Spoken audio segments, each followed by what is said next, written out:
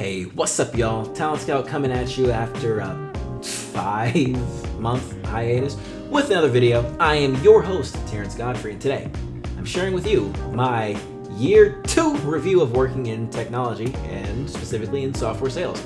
So if you haven't checked out my year 1 review that I posted last June, that's the video up here in the card above. Check it out. It's really great for people that are wondering what it's like the first year into software sales, also how to jump into the industry, especially if you didn't do internships or have the name brand college on your resume.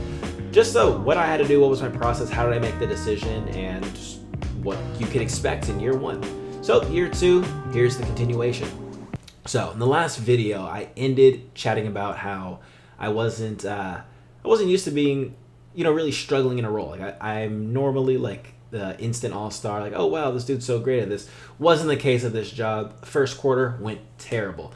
Now, obviously there were some things outside of my control, like the fact that my first quarter there was the beginning of COVID and I was selling to medium-sized businesses that were affected very heavily and not buying software. But I also was just kind of bad. So yeah, things didn't go well. I had to take some responsibility and realize, okay, well, where are my gaps? What can I do to do better? What do I need to learn? So after I did a little bit of reflection, I realized, okay, a big part of my lackluster performance is, well, one, I don't really know how to talk about this particular product. So when I sell a pretty technical product, I sell to product managers as well as to data scientists, growth, and like life cycle marketing. So those are like some of the, and also, like analytics and BI people as well. But yeah, the other ones before, those are the core people I talk to. So pretty technical audience, technical product, and it came to my attention. It's like I knew all of the marketing approved jargon to say in those talk tracks, but I didn't know what people really cared about.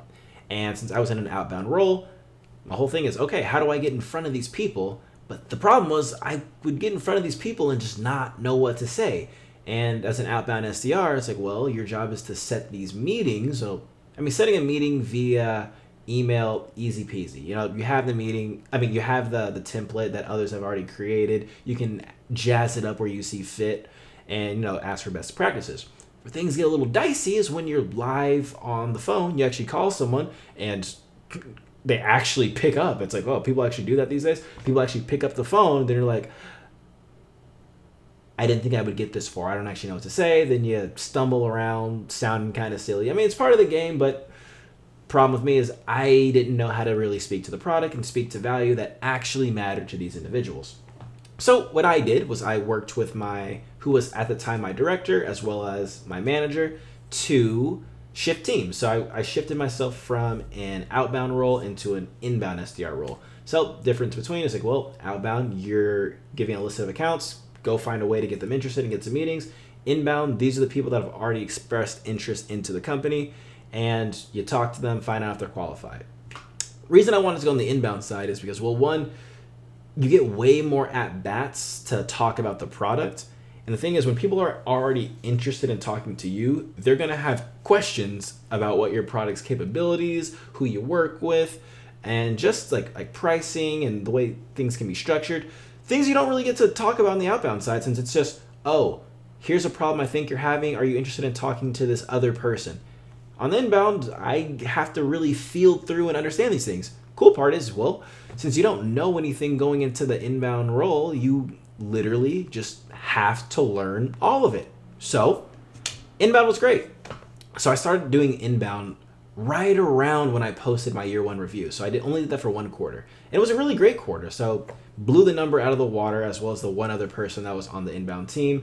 And that really set me up for the future. So now I actually could have conversations about the product and different use cases and speaking to different personas, because I literally talked about the product hundreds, and I do mean literal hundreds of times. Like if my screen wasn't so bright, I could go back and pull up my calendar from June, July, and August. I would have about 5 or 6 like 20 to 30 minutes with prospects every single day. So I'm talking like literally hundreds, maybe even 1,000, probably not 1,000, but hundreds of conversations with people that are interested in the product. So I was able to, well, not only learn a lot of the things that I just never got to touch, but I was able to bucket questions into like, what are the FAQs? What are the most frequently asked questions? So I could just have those talk tracks, really refine those. And I knew eventually I would be going back into an outbound role, but having the experience on inbound and really knowing the ins and outs of the capabilities of the platform, well, I can actually speak intelligently enough to garner or create some real interest, and at least enough interest to go talk to an account executive. So yeah, after I finished my 3-month window, actually not, once I'm getting close to the end of my 3-month window, that 1 quarter on inbound, it was during month 3. So as we're ending, we ended up hiring 2 more people for the inbound team. So I thought that was the first time that there were 4 people on inbound at once, and I'll be honest, it was a little tough for that last month. I was really glad that myself and the other person who was more tenured on inbound had a really great head start, because there just wasn't enough inbound flow at that time to create enough opportunities for 4 people to meet quota. Oh, another thing I wanted to share with, we also had some shifts in leadership during last year. So within a 1-year window, I had 6 managers. Like the quote OG manager, she moved on to another company to become a director. Then my then director was shortly my manager. That director also hired someone else who became my manager after that director left. And then we started having a series of interim internal managers managing the corporate team, because with the growth at the company, it's kind of insane. I think we've grown 60, somewhere between 50 and 60% over the last year. So just as large of a team as there was, that new manager didn't have the bandwidth to manage what was 20, maybe 25 of us, and the teams have still grown since then. So a lot of different managers. But yeah, so going back to inbound got a little crowded, too many people on the team. The interim manager at the time, who was also the director of SMB, corporate, and mid-market account executives, at the time he was also my he was my interim manager. It was great to start a relationship and have him directly manage me and speak with him, because I knew I eventually wanted to go and join his team. He was actually covering for both East and West Coast at the time, because the East Coast manager out on maternity leave. So I just wanted to really have some FaceTime and just share with him, say, okay, I'm going to do my best. What can I do to make sure I'm prepared for when it's time, once I hit my, 15 to 18 months, so I could be eligible for promotion onto the account executive team. So that was a really good experience there. And so when it was getting towards the end of that 3rd month, he asked what did I want to do as my next step, because obviously I wasn't up for promotion yet. Did I want to stay on inbound? Did I want to go in the outbound team? Did I want to be on corporate or enterprise? So it was really cool that he trusted me enough to make that decision for myself. I chose to go back on the outbound as a corporate SDR. So segment had recently changed. I was covering, actually for me, I was supposed to be covering companies between 1 and 350 employees. I was an edge case, so I had a list of accounts just for myself between 1 and 999, and I wasn't actually paired with an AE, so that was a little tough. Going back to an outbound role, so technically everyone was my AE. I had my list of accounts. I did all of the organization, account strategizing, and deciding who to reach out to. And then whatever opportunities I would get, I would round robin off to his entire team. So that was tough. That was my first time organizing a territory. And to be frank, probably didn't go amazing. And by didn't probably, I mean it 100% didn't go amazing. Ended up having a really rough quarter. I only hit oh my goodness. Yeah, it wasn't a great quarter. I don't remember the percentage, but it definitely wasn't 100%. So that was tough, and honestly, I was a little bit fearful. I was like, man, I had a little bit of imposter syndrome, because I started thinking wow, well, the first quarter that I was on outbound, I didn't do well. Well, of course I did well. Last quarter, I was on inbound. Inbound's almost free money. I go back to outbound, and I didn't have success again. So I was really worried, like, well, have I chosen the wrong career? Like, am I doing the wrong thing? I just didn't know if I had it cut out, like I was cut out for sales. Maybe I thought like I was at somewhat of a disadvantage since I didn't have a direct partnership with any AEs to give me any guidance. But, I was like, I'm a grown man. Like, I'm not really here to have someone babysit me. I have to figure this out. But I was like, it's just really tough to balance. It's like, okay, you want that support and being taught how to do things, but you also want to be independent. But at the same time, it's like, can I be independent if I just don't know what I'm doing? But so Q4 was really tough for me, especially in December, because I was just thinking like, okay, well, what am I going to do now? Like, I just didn't, I don't know. I just really started thinking like, is it time for me to start searching for jobs again? I was like, is this going to be like what my life is? Because, the previous December, little flashback to the last company I was at. Like, I didn't enjoy my experience at that company. And then in December, I was really sad and like kind of depressed, like started looking for new roles again. So I was like, is this what I'm gonna have to be doing again? And I mean, I did look a bit, but I was like, I really want to be able to stick this out. And I said, okay, I'm just gonna give it another quarter. I made sure I spoke with that manager again. I was like, I do feel like I was at a disadvantage by not being paired with someone. I think that if I could be paired with someone, I could really thrive. Like, instead of just having, no structure, because it's a little tough going through so many managers and not having anything. But I was like, okay, but I'm going to take the break and just really think about my craft and what can I do to just do things better the next quarter. Little did I know that what I'd already been doing was setting myself up for success. So starting in November, I started a different outreach strategy. It's like most SDRs, you'll use your LinkedIn, do your messages there, you'll do your cold calls and your emails, and things will end there. One strategy that I started doing myself was some video messaging. So use this tool called Drift Video, and so it's just like a little Chrome extension. You record a video. I had a pretty basic script, but my idea was, okay, no matter what you say in that video, just the fact that it's a video automatically makes it more personalized. So I started shooting out a lot of videos to people that would accept my connection request on LinkedIn. I had some success, but then I kind of found what would end up being my magic bullet. One little change, it's really wild. So I purchased a little $8 whiteboard from Target, and then I would just write hi and then name, whoever the person's name was. So whenever I'm taking the video, I would hold it up the whiteboard. So in the thumbnail, it would show that me smiling, kind of like waving hi with their name on the whiteboard. So my thought process was, if I have their name on the whiteboard, they'll know this isn't just some massively sent video and I actually recorded it for each individual person. And yeah, that actually increased my response rates by, it was something crazy. It was like 3.5x, like my response rates increased just from that one little thing. And it really shows you like the tiniest things make the biggest difference. Like I'm sure that's some self-development metaphor, some out there, or analogy that exists out there. But so let's fast forward January 1. My wish was granted. I was going to be paired with an account executive, one that was, had been with Amplitude since I said the company I work for.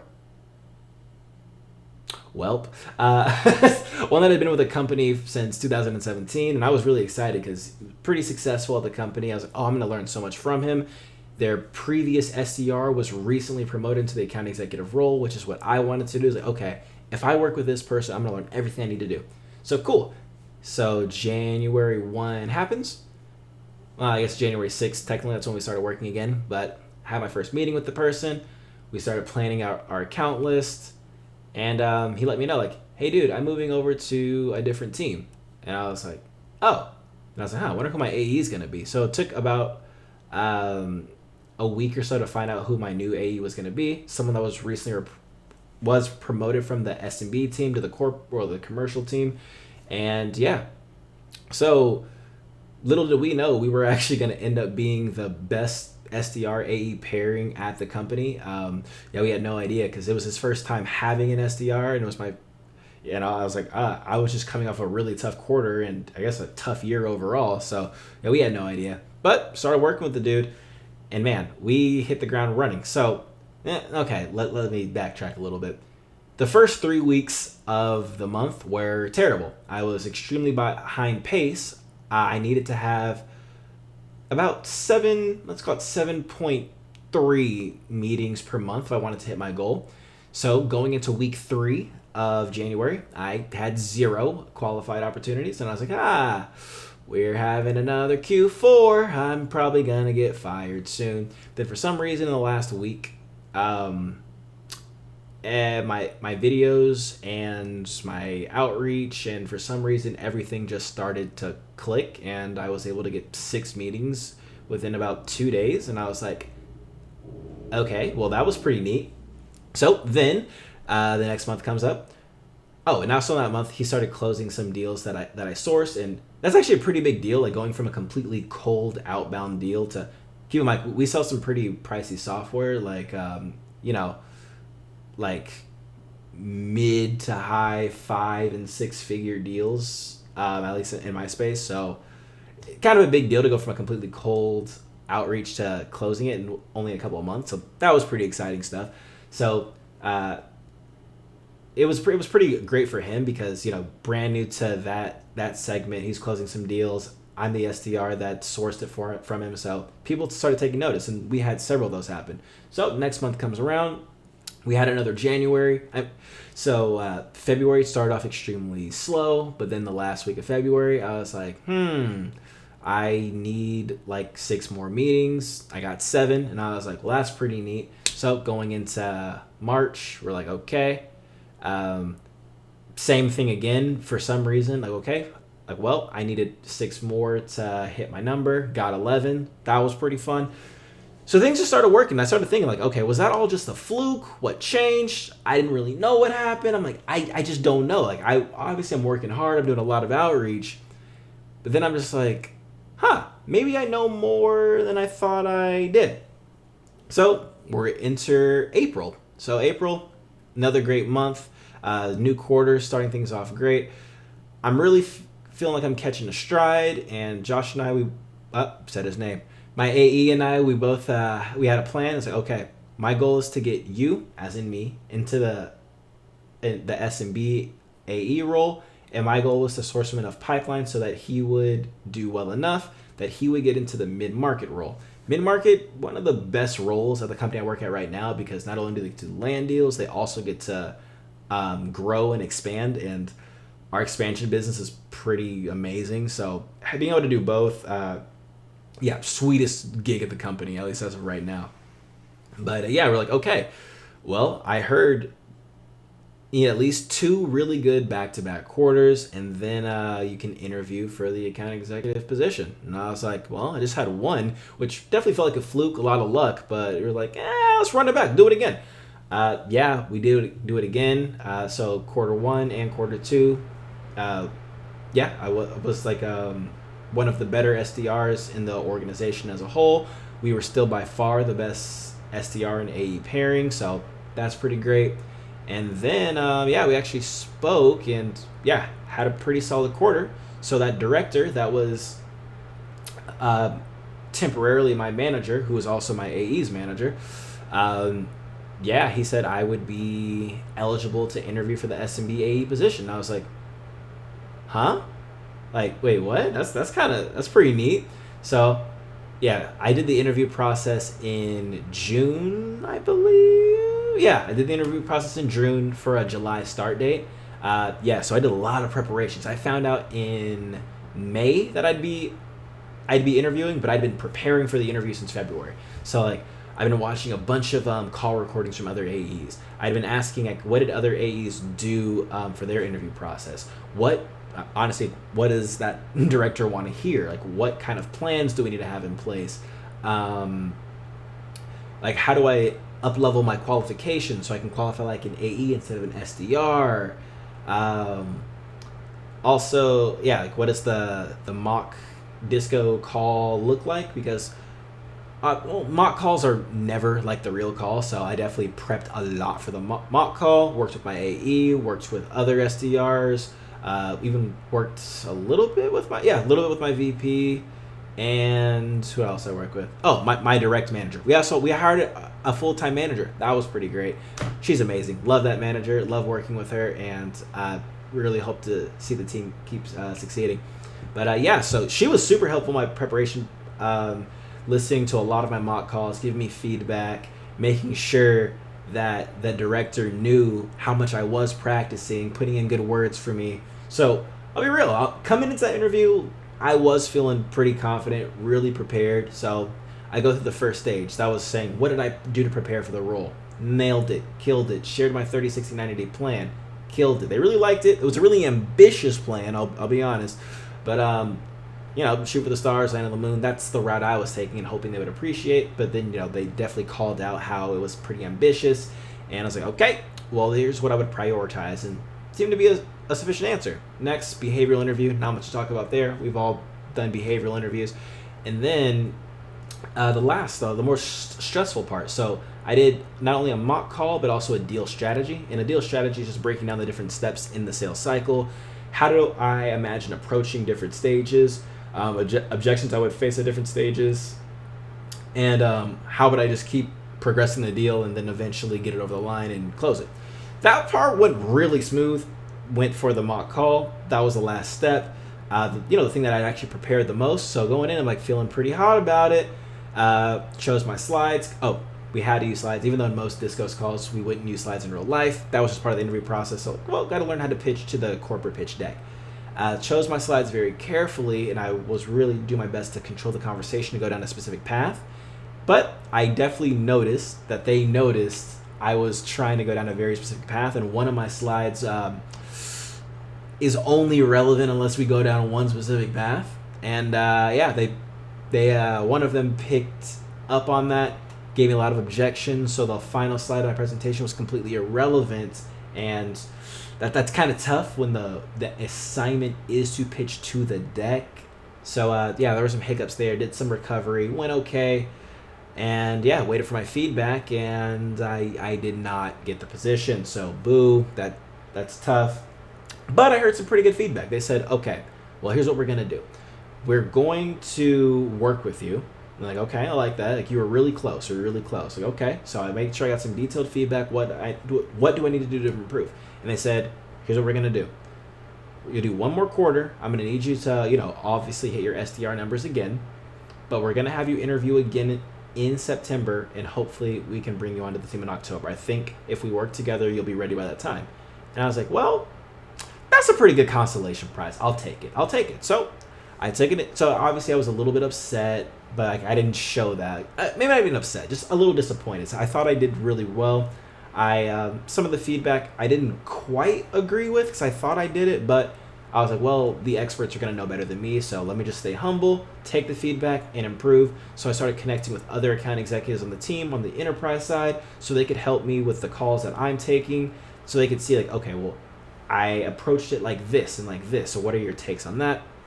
So just so I could really, refine, and so they know, like, once I interview again, they know for a fact how much I've been trying and like to implement the feedback that I was given. Like, okay, you told me this, I will make sure I master this. So started that process. Actually, while in the process though, the other director returned, and heard the feedback, was really interested in just chatting with me. And then the director I actually interviewed with, I guess they had a conversation. And I don't really know all the things that happened in the background. I know my VP and my manager definitely advocated for me, but something happened and minds were changed. They're like, you know what? Perhaps you are ready. And I was like, huh? Okay, so last week I signed my paperwork. I start the new role on September the 1st, so I was super excited there. And my AE, who I've been very successful working with, he's going to be my onboarding buddy, if you will. So super excited because he's by far one of the better A's on that team as well. So he's super excited to talk deal strategy with me. The other top performing reps I've built really good relationships with over the last year or so, and they're also really excited. So it's really great to know, like, all the really like all the heavy hitters are deeply in my corner. So I really think this is going to be great. So next week I'm going to be getting my accounts, going to start doing the organization and prioritization. So hit the ground running. So I started. Oh, another thing about the paperwork. They told me, okay, yes, you can have the promotion, but the ops team said, but you are our, not to brag, but like the best SDR on this segment. If you left mid-quarter, that's going to have a really big impact to pipeline. So at first they were like, no. So I worked with my manager, like, what are some numbers do you think they'll be okay with? Because if I was going to be taking the new role, I would also be doing training with the newly hired external account executives. So like, well, I know you'll be doing this much work and training. Well, what numbers do you think you can do? For this quarter, quota went up. So my quota was 9 per month. Yeah, 27 total of qualified, stage 2 pipeline. And I'll be honest, like doing my job and the training at the same time, a little tough. But yeah, so the first month, it was fine. Did hit my goal, wasn't an issue. And then I had a reduced goal for the second month just because I was going to be doing that training for that would be about 30 hours for a week. So okay, you'll have to do some overtime, but realistically speaking, if the quota is 9, you're losing this much time. We don't see you doing more than 7 for the month. And I did 9 in 10 days. So it made it really competent, or it definitely boosted some confidence across the organization. Like, okay, yeah, this dude is ready. So yeah, got my paperwork, signed it. I thought I was going to be going East Coast, but I really wanted West Coast, and now I'm on the West Coast team. So things are looking good. Things are looking really good, and yeah, I'm starting a new chapter. Starting a new chapter in my sales career at a company I really enjoy, in a space I enjoy, with startups. Like, I'm a startup boy at heart, so just the fact that I'll be talking to these great founders every day, y'all don't really understand. Like, I am so excited for this role because, okay, when you move to the AE role, there's so many things that change. Like, well, one, yeah, you still have to set the meetings and do the emails, but it's like you get to take it much further. As an SDR, after you take like that initial qualifying call, maybe sit in on a demo.